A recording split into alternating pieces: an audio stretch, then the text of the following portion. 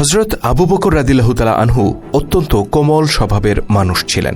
হ্যাঁ, এটা স্বীকার করতে হবে যে একজন মানুষ কতটা কোমল হৃদয়বান হতে পারে তার উজ্জ্বল দৃষ্টান্ত আবু বকর রাদিয়াল্লাহু তাআলা আনহু। কিন্তু আমি যদি বলি সেই আবু বকর রাদিয়াল্লাহু তাআলা আনহু খলিফার দায়িত্ব পালনকালে এক ব্যক্তিকে আগুনে পুড়িয়ে মৃত্যুদণ্ড দিয়েছিলেন, তাহলে কি আপনি বিশ্বাস করবেন? বিশ্বাস অবিশ্বাস যাই করুন না কেন, আবু বকর রাদিয়াল্লাহু তাআলা আনহু কাজটি করেছিলেন, আর এই কাজের জন্য তিনি পরবর্তীতে অনুশোচনাও করেছিলেন। আবু বকর রাদিয়াল্লাহু তাআলা আনহু অনুশোচনা করেছেন এটা ঠিক, কিন্তু এটা তো সত্য যে ওই ব্যক্তিকে সাধারণ কোনো অপরাধের কারণে তিনি এত কঠিন শাস্তি দেননি। নিশ্চয়ই সে এমন কোনো অপরাধ করেছিল যার জন্য আবু বকরের মতো একজন কোমল স্বভাবের মানুষও এতটা ক্ষিপ্ত হয়ে উঠেছিলেন। প্রশ্ন হচ্ছে, কে ছিল সেই অপরাধী আর কি ছিল তার অপরাধ? আসুন চাঞ্চল্যকর সেই ঘটনার বিস্তারিত জেনে আসি আজকের ভিডিওতে।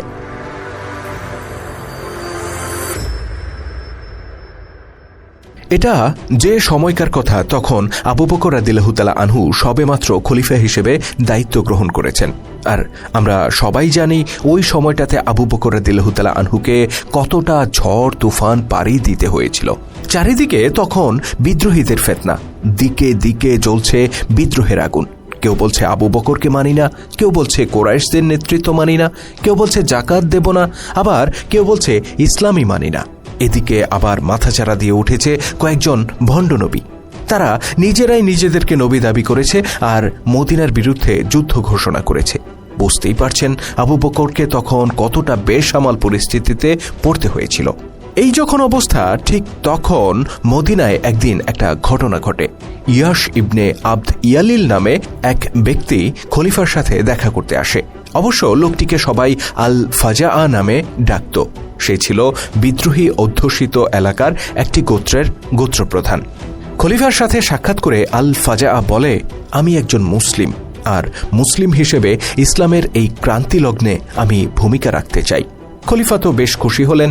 তিনি আগ্রহের সাথে জানতে চাইলেন, তো কিভাবে তুমি ভূমিকা রাখতে চাও?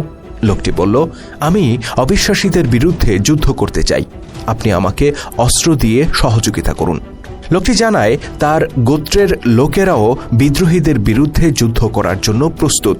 যদি তাদেরকে পর্যাপ্ত অস্ত্র দেয়া হয় তাহলে তারা বিদ্রোহীদের বিরুদ্ধে যুদ্ধ করবে।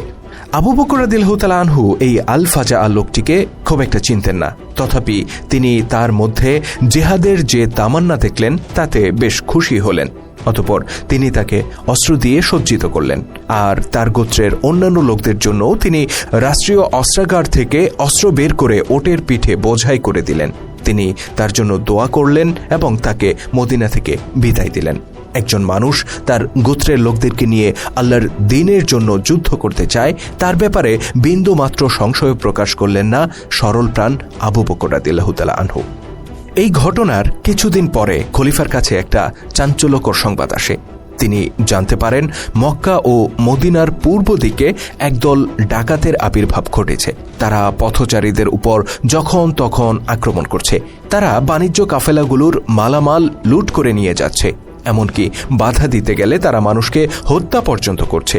মুসলিম অমুসলিম নির্বিশেষে কেউই তাদের এই ডাকাতি ও হত্যাকাণ্ড থেকে রক্ষা পাচ্ছে না। আবু বকর রাদিয়াল্লাহু তাআলা আনহু আরও জানতে পারেন এই দস্যু দলটি বেশ অস্ত্রশস্ত্রে সজ্জিত, যে কারণে পথচারী বা বাণিজ্য কাফেলাগুলো তাদের সামনে একেবারেই অসহায় হয়ে পড়ছে।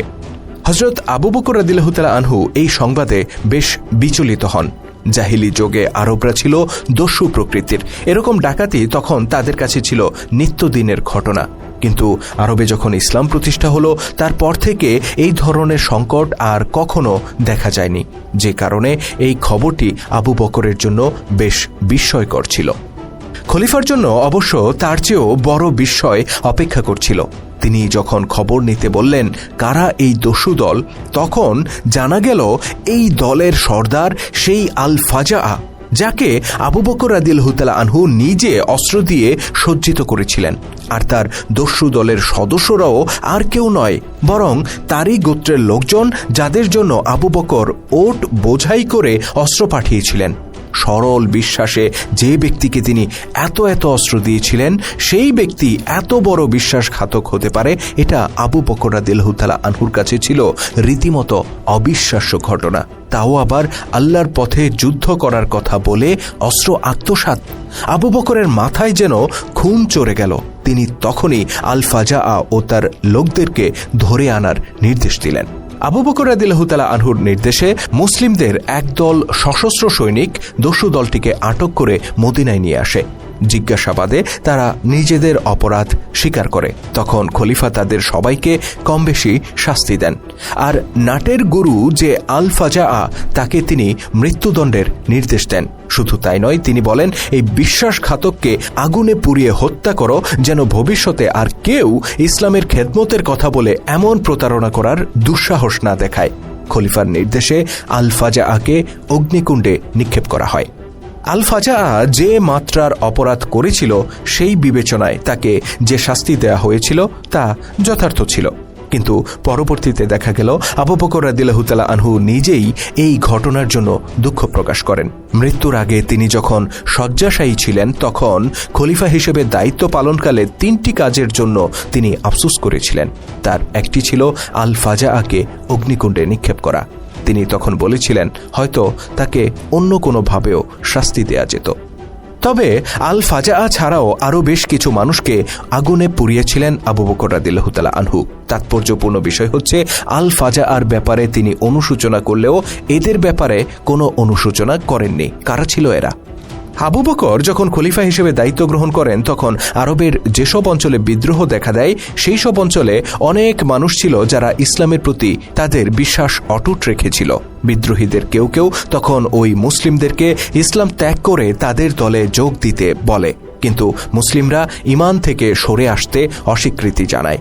তখন বিদ্রোহীরা ওই মুসলিমদেরকে ধরে ধরে হত্যা করে। কিছু মুসলিমকে তলোয়ার দিয়ে আঘাত করে, কাউকে বর্শা দিয়ে বিদ্ধ করে, কাউকে পাহাড় থেকে নিচে ফেলে দিয়ে, আবার কাউকে আগুনে পুড়িয়ে হত্যা করা হয়। অবশ্য এই হত্যাকাণ্ডে বিদ্রোহীদের সবাই যুক্ত ছিল এমনটা নয়, বরং কিছু অতি উৎসাহী লোক এই কাজটি করেছিল।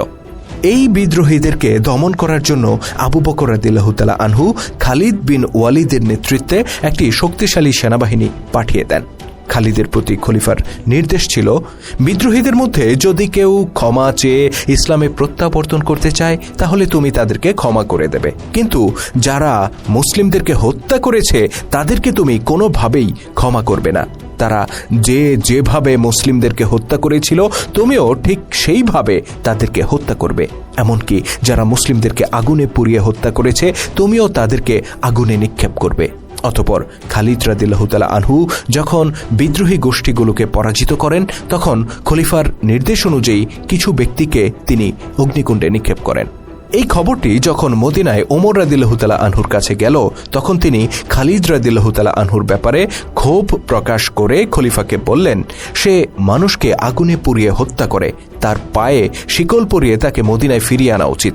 তখন খলিফা আবু বকর রাদিয়াল্লাহু তাআলা আনহু বলেন, খালিদ তাদেরকেই আগুনে পুড়িয়েছে যারা এর আগে মুসলিমদেরকে আগুনে পুড়িয়েছিল, আর আমি তাকে এই নির্দেশ দিয়েছি। বাস্তবেই এই বিদ্রোহীরা যে অপরাধ করেছিল, তার শাস্তি হিসেবে তাদের এমনটাই পাওনা ছিল। সমালোচকদের কেউ কেউ আবু বকর রাদিয়াল্লাহু তাআলা আনহুর এই কাজগুলোকে নিষ্ঠুরতা বলে অভিহিত করে থাকে, কিন্তু আবু বকর রাদিয়াল্লাহু তাআলা আনহু তখন যে পরিস্থিতি পার করছিলেন, যেভাবে চারদিক থেকে ফিতনা ধেয়ে আসছিল, সেই পরিস্থিতিতে বিশেষ বিশেষ ক্ষেত্রে কঠোরতা না দেখালে তিনি পরিস্থিতি সামাল দিতে পারতেন কিনা, সেটাও বিবেচনায় রাখা উচিত। আল্লাহ তাআলা আমাদের সবাইকে হেদায়েতের পথে পরিচালিত করুন, আমিন। ইসলামের গৌরবময় ইতিহাস নিয়ে নির্মিত ভিডিও চিত্র আমরা ধারাবাহিকভাবে তুলে ধরছি আমাদের চ্যানেলে। আপনি যদি নতুন হয়ে থাকেন, তাহলে চ্যানেলটিতে সাবস্ক্রাইব করার অনুরোধ রইল।